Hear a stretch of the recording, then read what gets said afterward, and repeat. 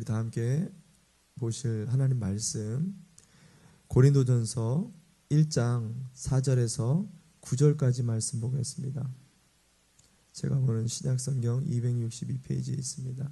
고린도전서 1장 4절에서 9절까지 말씀 보겠습니다.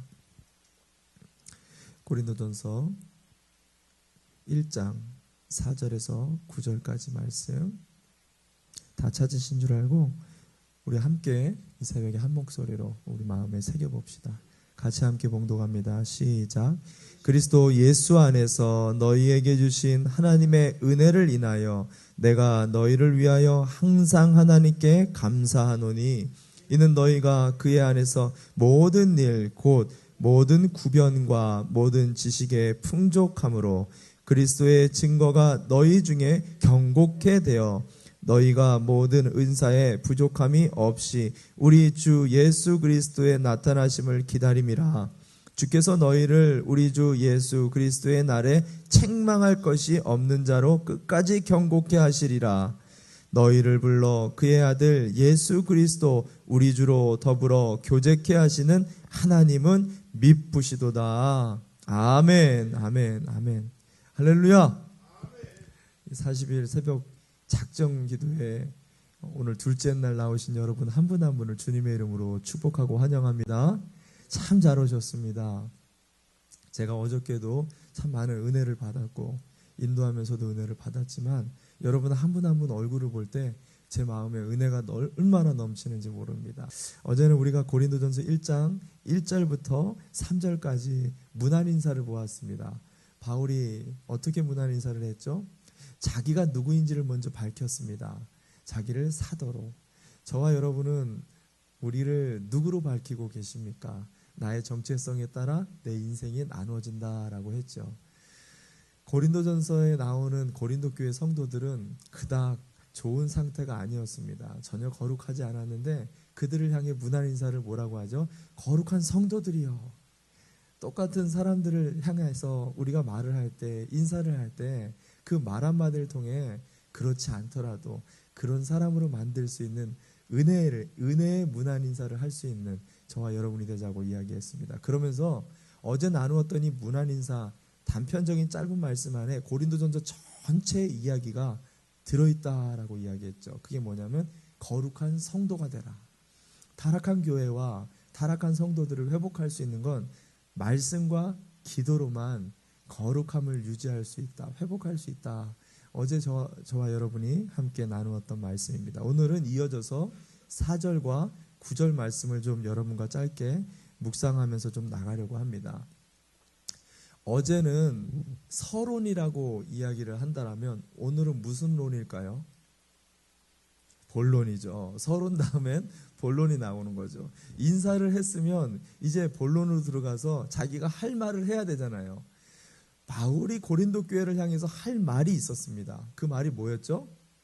타락한 고린도 교회와 타락한 성도들을 향해서 무슨 본론의 말을 하고 싶었을까요? 책망의 말을 하고 싶었던 거예요. 너희가 이렇게 가면 안 된다. 너희가 거룩해져야 된다. 어떻게 거룩해져야 되는지를 하나하나 책망을 하고 싶었습니다. 근데 여기서 책망을 하지 않고 본론에 들어와가지고 이상한 말을 하는데 그게 4절입니다. 제가 읽어드립니다. 그리스도 예수 안에서 너희에게 주신 하나님의 은혜를 인하여 내가 너희를 위하여 항상 하나님께 감사하노니. 감사하노니. 여러분 책망하고 싶은 그 순간에 바울은 뭘 찾아내요? 감사의 요소를 찾아내고 있어요.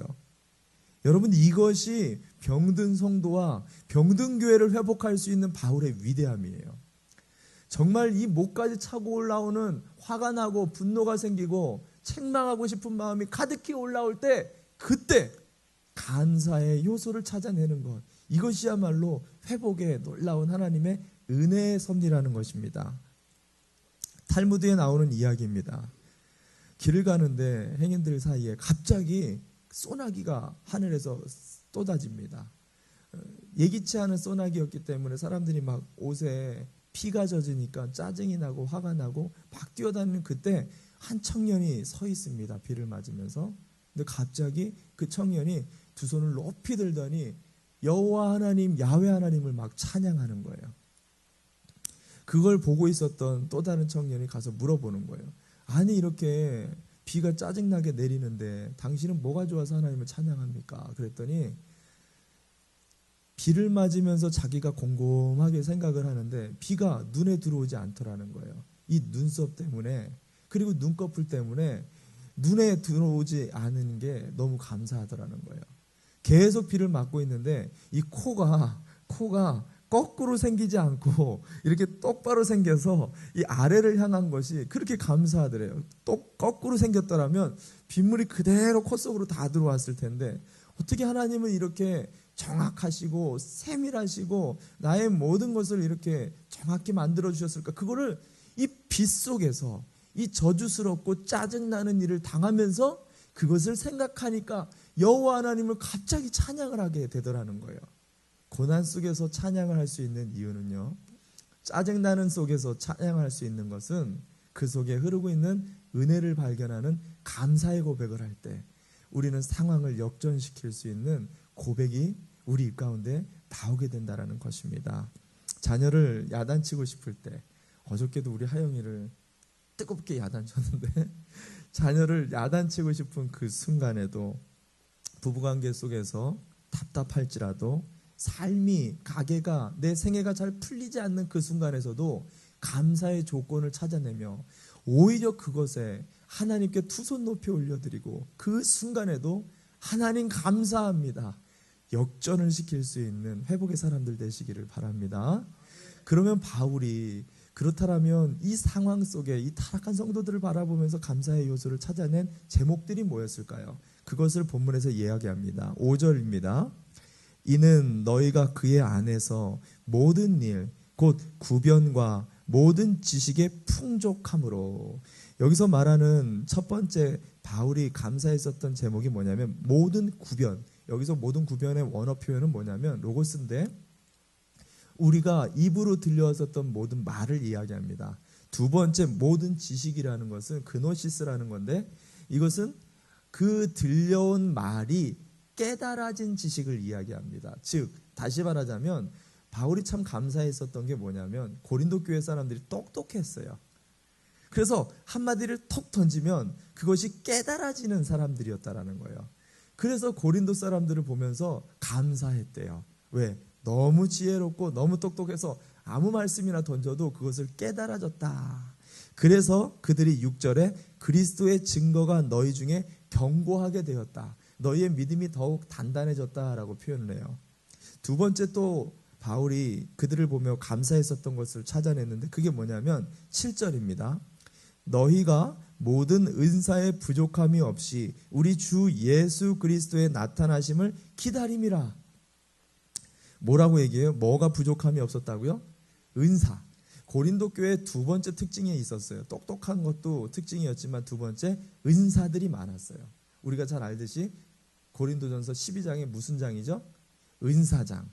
은사장. 방언부터 예언부터 가르치는 은사와 섬기는 은사와 봉사의 은사와 끊임없이 은사들이 나오잖아요. 고린도 교회는 은사가 차고 넘치는 교회였어요.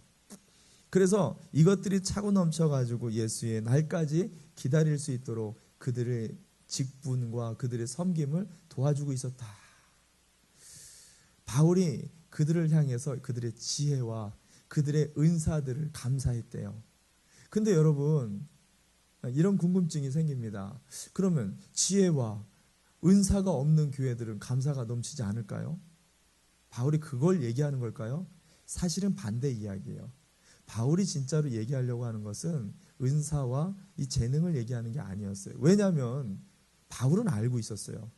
이들의 재능 때문에 교회가 분열이 일어나고 있는 걸 알고 있었어요. 똑똑한 사람들과 무식한 사람들을 무시하면서 당파가 분리되고 아볼로파와 베드로파와 바울파가 나눠지고 있다는 것을 알고 있었어요.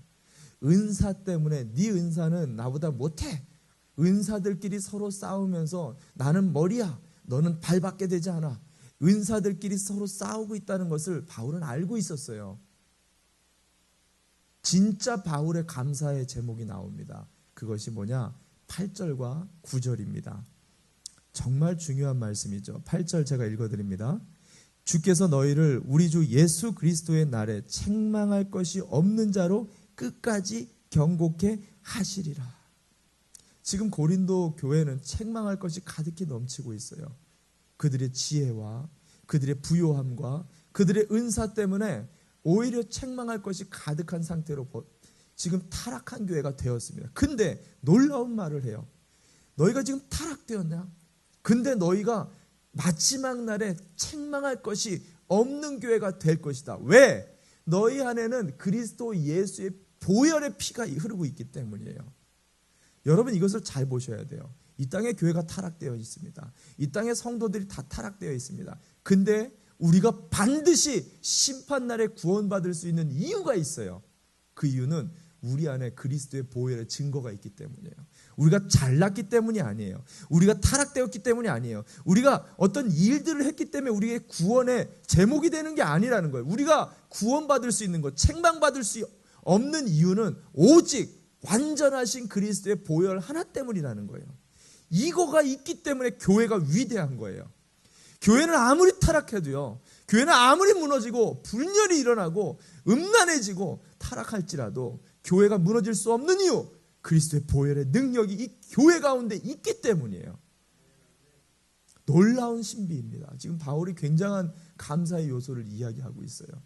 저와 여러분이 무너진다 할지라도, 저와 여러분의 인생이 잘 풀리지 않는다 할지라도, 우리의 자녀나 우리의 생애가 문제들이 계속해서 일어난다 할지라도 우리는 절대로 쓰러지지 않을 수 있는 이유가 있는데, 그것은 예수 그리스도라는 그 이름의 능력이에요.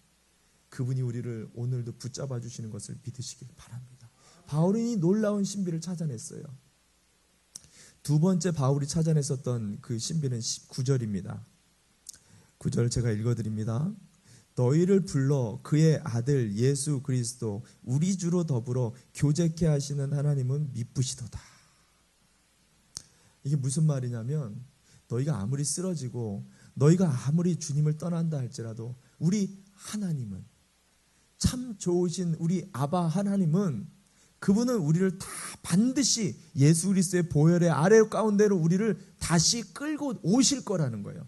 그래서 너를 구원에 합당한 자로 만드실 거라는 거예요. 이 좋으신 하나님 얼마나 좋냐라고 미쁘시도다라고 표현하고 있어요. 바울은 고린도 교회를 볼 때는 소망이 없었어요. 고린도 교회의 재능을 보고 있었던 게 아니에요. 은사가 많은 것, 돈이 많은 것, 화려한 건물을 보고 있었던 게 아니에요. 바울이 진짜로 마음속에 우러나오는 그 감사의 은혜가 무엇이었냐? 너희들 안에 있는 예수의 피. 그 예수의 피 가운데 항상 끌고 오시는 여호와 아버지 하나님의 그 은혜를 보고 있었다라는 것입니다. 여기서 미쁘도다라는 표현이 참 중요한 표현이죠. 이 미쁘도라는 것은 언약을 지킨다라는 건데 이런 것입니다. 예를 들면 결혼을 하면 결혼의 서약을 하죠. 검은 머리 무슨 머리 될 때까지? 검은 머리 팥뿌리가 될 때까지 평생 나는 당신을 사랑하겠습니다. 결혼 서약을 합니다. 비가 오나 눈이 오나 바람이 부나 상황과 환경에 굴하지 않고 나는 당신을 사랑하겠습니다. 이게 결혼 서약이죠. 딱 결혼 서약 끝나자마자부터 싸우는 게 이 부부 관계잖아요. 그죠? 이건 미쁘다라는 표현이 아니에요. 이건 미쁘다라는 표현이 아니에요. 그렇다면 미쁘다라는 게 무엇이냐? 엄마가 자녀를 낳았습니다. 근데 이 아이가 자폐아예요. 볼 때마다 우울해요. 이루 말할 수 없는 속이 상하고 마음이 아픕니다. 더더욱 아플 때는 자녀가 자신의 아픔을 모를 때, 자녀가 자기의 상태를 잘 모르고 천진난만한 표정을 볼 때 부모가 너무너무 가슴이 아파요. 날마다 웁니다. 포기하고 싶습니다. 다 때려치고 싶습니다. 근데 그 자녀를 버릴 수가 없어요. 아니, 오히려 그 아픈 자녀를 더 사랑해주고 그 자녀를 더 품어주고 그 자녀를 위해 어떻게 해서라도 정상으로 만들고 싶어하는 마지막 그 순간까지 포기하지 않는 엄마의 마음. 여러분, 이게 미쁘다라는 표현이에요.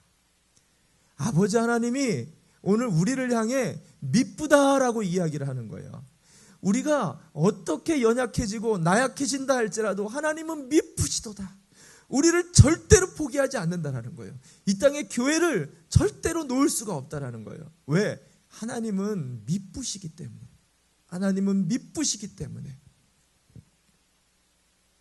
바울이 고린도 교회를 바라보며 정말 감사하는 것이 있었습니다. 고린도 교회의 잘남과 탁월함, 눈에 보이는 것들이 아니라 오히려 미쁘신 하나님의 마음 때문에 내가 감사한다. 이 땅의 교회들을 반드시 하나님이 미쁘신 주님께서 반드시 회복시키실 것을 여러분 믿으시기를 바랍니다. 남아공의 넬슨 만델라 전 대통령이 우리가 잘 알고 있죠. 세계인의 존경을 받는 평화의 상징 노벨 평화상을 받았습니다. 근데 이 넬슨 만델라는 불과 몇 년 전만 해도 소망이 없는 감옥의 사형수였을 뿐이었습니다. 정치적으로 음해를 당해서 무려 몇 년이죠?